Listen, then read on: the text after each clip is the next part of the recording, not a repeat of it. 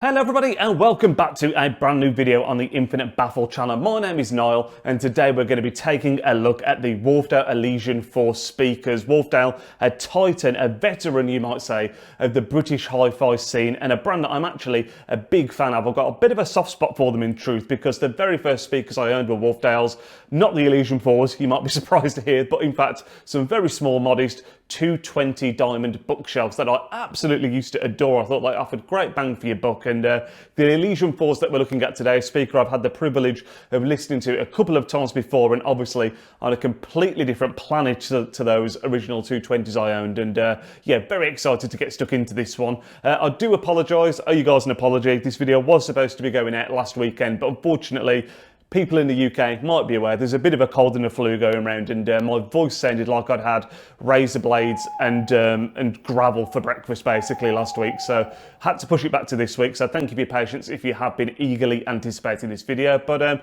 yeah, support as always appreciated. Leave a thumbs up, subscribe if you're new, and without any further ado, let's get stuck into it.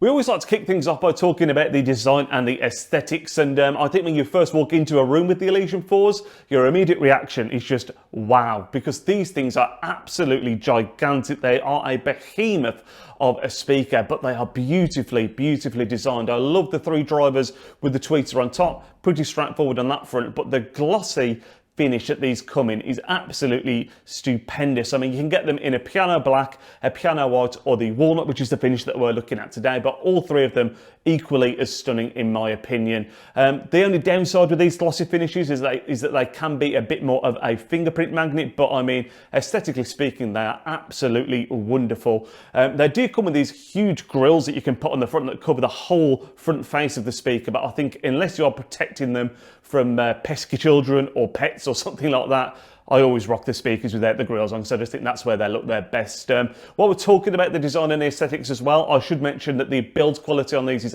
absolutely second to none. You've got these wonderfully sturdy feet that go on the bottom, and the whole thing just feels really premium. You could say that's to be expected with a speaker of this kind of level and cost, but you know, again, it's worth mentioning build quality is absolutely sensational here. I do love the feet, but I should mention these aren't actually adjustable feet, which could be a problem for somebody if you've got a bit of a difficult surface that you're working with in terms of it not being quite even, but wasn't a problem for us here. But again, certainly worth bearing in mind. But yeah, I mean, just to say again, build quality phenomenal, design phenomenal. These are a beautiful premium speaker. At this point, I'll put the technical specifications for the Elysian 4s in the background for you guys to look at, though if you do want to see them in full, as always, I'll put a link to the speakers in the description down below. The link will take you to Audio Affair, which is where we listen to the Elysian 4s. You can see they're coming in at just shy of £7,000, so certainly on the more premium side of what Wharfedale tend to offer, and a world apart from those original Diamond 220s that I used to own. You can see that in both the build quality that we've just touched upon, but also the sound, which is what we're going to focus on now. As mentioned earlier in the video, this is the second or third time that I've been lucky enough to listen to the Elysian 4s, and the system that we had them running in this time round revolved around the Musical Fidelity 800.2, the Nu Vista, which we have actually done a video dedicated to in the past. I'll put that in the description below if anybody's interested. And then connected to that, we also had the Linn Klimax streamer to allow us to connect with our mobile phone, Tidal Connect, Spotify, all that kind of stuff. A lot of flexibility to try lots of different types of music and put the speakers through their paces.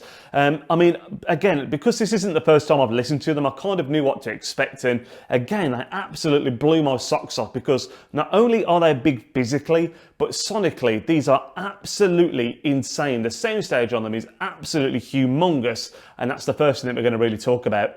I mean, here at Audio Affair, we're very lucky because we've got a listening room with really high ceilings. It's perhaps not quite as wide as you'd want it to be in a perfect scenario, but it's certainly big enough to let the speakers breathe and stretch their legs. And that's something that the Elysian 4s really require from you. I think if you're someone that's got a smaller listening room, I'm going to say straight off the bat, these are going to be just too large for that kind of a space. You really do need to give them the room to let them breathe and get the most out of them. The accuracy, the timing, the natural, realistic sound at these Elysian 4s is absolutely amazing. I mean, I've thought this every time I've listened to them, and the best example I can give you from this listening session was the song Wayfaring Stranger. Now, I've very recently watched 1917, and there's a film, there's a scene in that film getting towards the end where the main protagonist comes across the company that he's been looking for, and when he arrives there at first, there's a guy doing Wayfaring Stranger who's singing it before the troops go into battle, and it's a really kind of emotional moment in the film, and it's a beautiful song. And Johnny Cash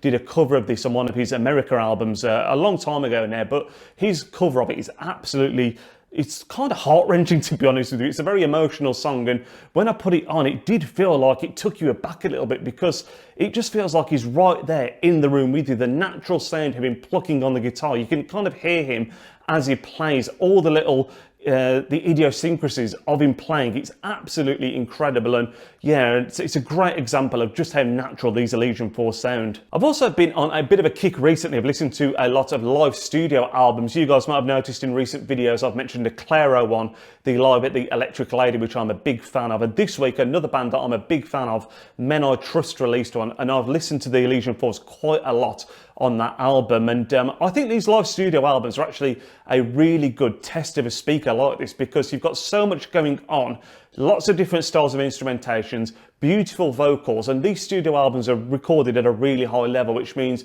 when you're sat there in a system of this level, you really do feel like you're in the studio, you're in the room. And with the Man I Trust album, because there's such a variety of distant instruments, it was a great test of the Elysian 4 to see what it can really do. And again, the marriage of it all coming together was absolutely fantastic. I mean, on the album, you've got a mixture of some kind of jazzy kind of sounds with trumpets and saxophones, and those sounded absolutely outrageously good, but also things like your bass, the guitar. There's a couple of tracks that have got some fantastically catchy riffs in them, which you just find yourself tapping along to, and it's just a really awe-encompassing pair of speakers, the Elysian 4s, because again, you feel very much like a part of the studio when listening to this kind of music, and that is a huge compliment. It's one of these where, again, I'm kind of listening to these and trying to take notes and think about what I'm listening to, but you almost forget about that and just enjoy the music and the presentation for what it is. Another album that I've been listening to a lot recently is the latest Mac Miller one, his posthumous release, and a track that I'm a really big fan of from that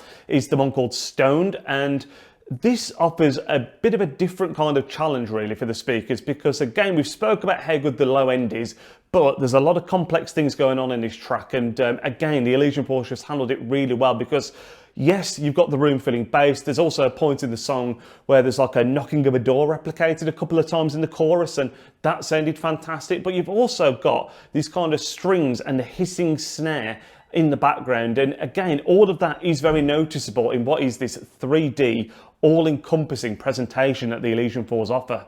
I also can't let this video go by without mentioning the Elysian Centre, which was on offer when we were listening to the Elysian 4s here. I mean, all the listening we did and everything that I've said is based upon the Elysians without the centre, but I mean, I've got to say, if you're someone that's looking to fill a room and wanted a 2.1 system that could do both music and AV, the Elysian 4s and the centre together, my word, they would do an absolutely outrageously good job of filling up any space really. They are absolutely humongous. I mean, the Elysian Centre, obviously being part of the same range, you can see that in its design. It's absolutely beautiful, but my word, it is a beast of a centre. It's as big of a centre as I can ever recall seeing. But yeah, if you're someone that's looking to do like a mini cinema system with a 2.1 kind of setup, I can't think of anything better, to be honest with you. I think to try and put it in a nutshell, the Elysian 4s give you a soundstage that's definitely dominated by this fantastic low end, the bass extension being so good on these, but because they are so natural and accurate, they also give you a lot of detail as well. So